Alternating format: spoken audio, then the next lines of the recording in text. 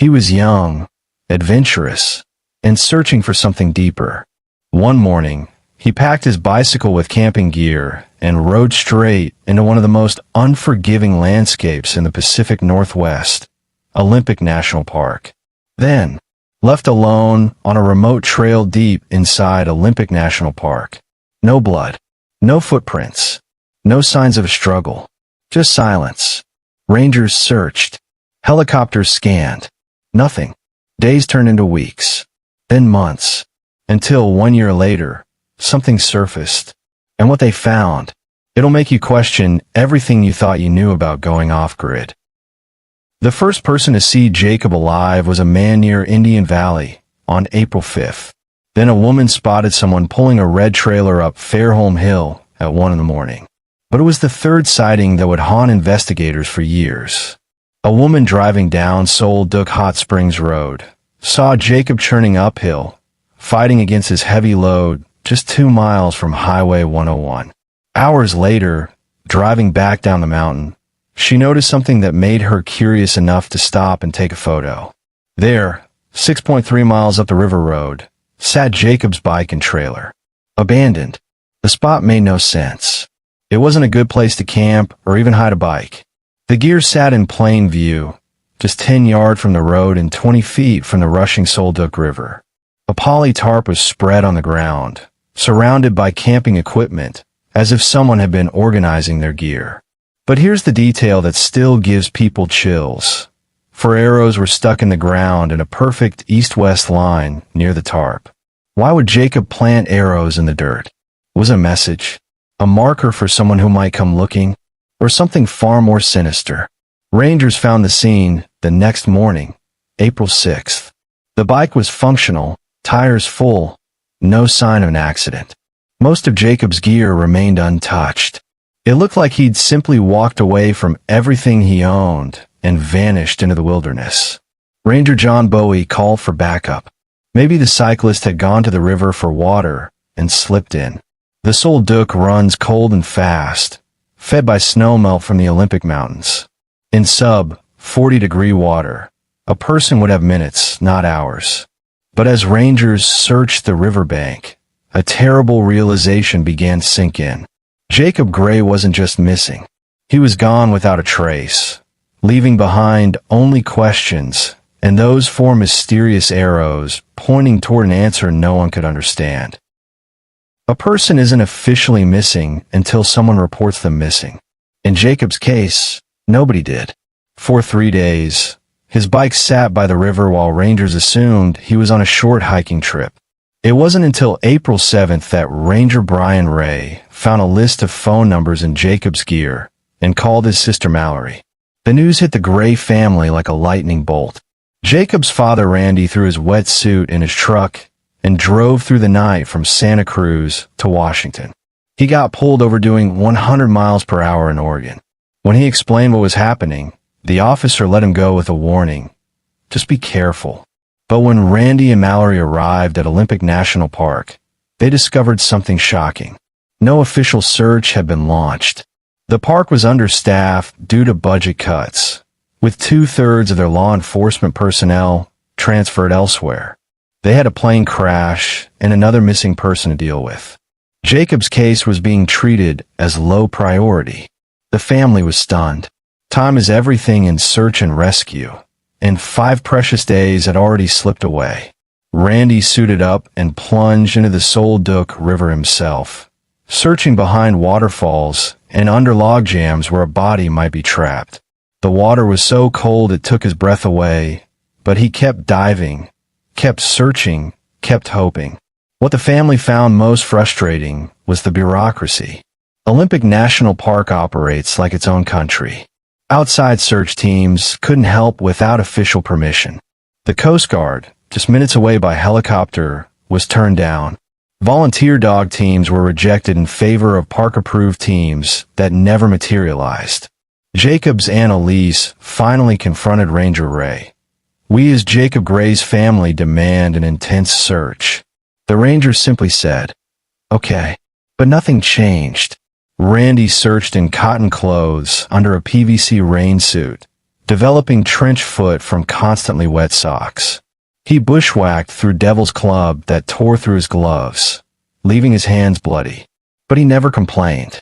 Every day he didn't find Jacob's body was another day his son might still be alive. The longer the search continued, the more questions emerged. Why would Jacob plan an eastbound trip to Vermont, then head west without telling anyone? Why abandon his bike in such a visible location? And what did those 4 arrows mean? From where Jacob's bike was found, the Solduc River runs 78 miles to the Pacific Ocean. If he'd fallen in, swiftwater experts said he couldn't have traveled far. A mile at most. The river was a death trap in April, fed by snow melt, and moving fast through a series of dangerous log jams. Olympic Mountain Rescue volunteers finally arrived nearly a week after the bike was discovered. They found evidence that someone had changed from hiking boots to running shoes near the river's edge. There were marks on a mossy rock suggesting someone had slipped and fallen in. 30 yards downstream, they found signs that someone might have scrambled out. But tracking isn't an exact science. The conclusions were little more than educated guesses. The evidence could have been left by anyone or no one at all. 2 cadaver dogs hit on a logjam downstream, their handlers getting excited about the potential breakthrough. But when divers searched the jam repeatedly, they found nothing. The scent could have come from any number of sources, washed downstream by the current. Randy dove into every promising location himself, not trusting anyone else to be thorough enough. He tied himself to ropes and lowered into pools behind waterfalls. He literally boogie-boarded down the North Fork of the Solduc, stopping to search caves and deep pools where a body might be trapped. The search was destroying him physically. His body was covered in bruises from bashing into boulders. He wasn't eating regularly, drinking only river water, pushing himself to the point of collapse. But he couldn't stop. Every pool might hold his son. A pair of Burnside shorts in Jacob's size was found a couple miles downstream and sent to the crime lab in Seattle for DNA testing. The results came back negative. Another false lead in a case full of dead ends. By this time, the park had classified Jacob's case as a passive search, meaning no more resources would be allocated unless new information emerged. For Randy, this was unacceptable. If the park wouldn't search for his son, he'd do it himself. Randy Gray made a decision that would define the rest of his life. He closed a successful contracting business in Santa Cruz and dedicated himself entirely to finding Jacob. He sold the family home, bought a diesel pickup truck and slide-in camper, and essentially moved to the Olympic Peninsula. The search expanded beyond the river. Jacob's sister Mallory had given him throwing knives for Christmas, and they weren't with his abandoned gear. Neither were his crampons for alpine climbing, a warm jacket, or a backpack. Maybe Jacob hadn't fallen in the river at all. Maybe he'd walked away from his bike intentionally. Randy began considering possibilities that chilled him to the bone. Human trafficking, cult recruitment. Jacob was a handsome young man who'd done some modeling in Santa Cruz. What if someone had targeted him, lured him away from his bike with a story about needing help? At 2 a.m., Randy walked the streets of Port Angeles, talking to drug addicts and homeless people, anyone who might have seen his son. There were reported sightings, but none panned out. Jacob seemed to have evaporated into thin air. Mallory shared her theory with her father. Jacob was really lost, she said. He didn't know what he wanted to do in life, where he wanted to go, what he wanted to be. The state of the world had gotten him down. Maybe he decided to disappear into the wilderness on purpose. The family had been worried about Jacob's mental health. The divorce had hit him hard, losing the beloved family home where he'd grown up. His mother, Laura, said he was having trouble adulting. A cross-country bike tour was supposed to help him find himself, give him direction and purpose. But there were troubling signs. The Bible found with Jacob's gear had Isaiah 34 verse 14 circled. And the desert creatures shall meet with the wolves. The hairy goat also shall cry to its kind. Yes, the night monster shall settle there. What message had Jacob been searching for in those dark verses? Randy kept searching, kept hoping. He bought a small folding bike and took ferries to the San Juan Islands, checking organic farms where Jacob might be working under an assumed name. He returned again and again to the Solduc, searching the same 12-mile stretch of river more thoroughly than any mountain waterway had ever been searched. By August 2017, Randy had been living on the road for months, changing locations on a whim, sleeping in his camper wherever the search took him. What should have been every rich man's dream, complete freedom to travel, had become his nightmare. He'd lost his son, and nothing else mattered. The August full moon was red, filtered through massive wildfire smoke drifting down from British Columbia. Randy was at a place called The Barn, owned by Bigfoot researchers who'd opened their doors to help in the search for Jacob. The building was cluttered with rifle cases, charging headlamps, and plaster casts of giant footprints. Derek Randalls and his Olympic mountain response team had hiked 730 miles looking for Jacob, crossing terrain off their own maps. No one knew the mountains above the Solduc better. They understood that finding one person in that vast wilderness was nearly impossible, but they kept trying. Randy had been doing 12 to 14-hour search days for 4 months straight. His body was breaking down, but his determination never wavered. "I didn't plan any of this," Randy said. "Jacob's my buddy. You think I want to be out here searching for my son?" He preferred to keep moving because stopping meant thinking, and thinking led to dark places. Randy spoke about Jacob in the present tense, while Jacob's mother Laura had begun using the past tense. The difference was heartbreaking and telling. "I'm going to give Jacob this camper when I find him," Randy told me. "He'll love it. We can strap the surfboards on top and just live at the beach." The search had consumed Randy's life, but he couldn't imagine stopping. Somewhere out there, his son needed him, dead or alive. Jacob deserved to be found, but time was running out, and the wilderness was winning.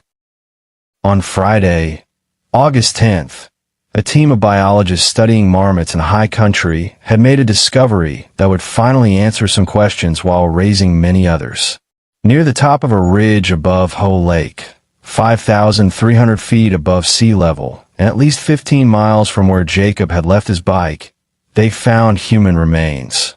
The location was stunning in its remoteness. Jacob's body wasn't near any trail. In April 2017, the terrain would have been covered in snow and prone to avalanches. How had he made it so far from his abandoned bike? Why had he climbed instead of following the river down to safety? Ranger Ray told Randy not to go up the mountain, to let the professionals do their job. But Randy ignored the warning. "What would you do?" he asked. "When does a dad stop being a dad?" Racing up the mountain alone, Randy missed the rangers who were carrying Jacob's remains down. On his descent, above Deer Lake, he came across other rangers administering CPR to a 29-year-old woman from Iowa who had suffered cardiac arrest. Randy stayed to help, taking turns with chest compressions. One of the rangers had just been part of the team that brought Jacob off the mountain. Despite their efforts, the woman died. The official cause of Jacob's death was listed as inconclusive. The Clallam County coroner identified him through dental records. He'd been carrying a cigarette lighter, insulated clothing, plenty of food, and another Bible, his grandfather's. Jacob had everything he needed to survive, yet somehow he didn't. Hypothermia was the likely cause of death, but that explained how he died, not why. What had led this strong, capable young man to perish alone on a treeless ridge miles from where anyone was looking for him? The questions that had haunted the search now took on new urgency. Why had Jacob planned an eastbound journey, then headed west without telling anyone? Why park his bike unlocked, invisible with gear spread out? Why were 4 arrows stuck in the ground? Had he been trying to leave a message about his true destination? Most telling of all, Jacob's remains were found on an exposed ridge that might have been visible from the air. If helicopters had been deployed immediately after finding his abandoned bike, could he have been found alive? The truth about Jacob Gray may be simpler and more profound than anyone imagined. Dr. Robert Kester, author of the search and rescue manual, Lost Person Behavior, offered insight that finally made sense of the mystery. Children will often go up, Kester explained. So will people on a vision quest. Depending on what message they get from God, I have seen people climb mountains. Jacob had been searching for answers in his Bible, circling passages about desert creatures and night monsters. His family worried about his mental health after his parents' divorce and the loss of his childhood home. He was struggling with the transition to adulthood, looking for direction and purpose. What if Jacob's bike ride wasn't meant to be a cross-country tour at all? What if it was the beginning of a spiritual journey into the wilderness, a quest for meaning that led him higher into the mountains instead of down to safety? The 4 arrows stuck in the ground may not have been a message for rescuers. They might have been Jacob's own compass, pointing toward his chosen path into the high country where he believed he would find the answers he desperately needed. Randy Gray was right from the beginning. Jacob would have gone up, he said.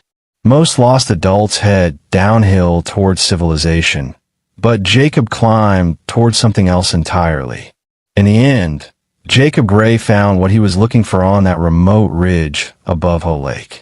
Whether it was peace, understanding, or simply an end to his struggles, we'll never know.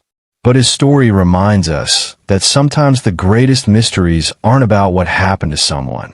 They're about what was happening inside them all along.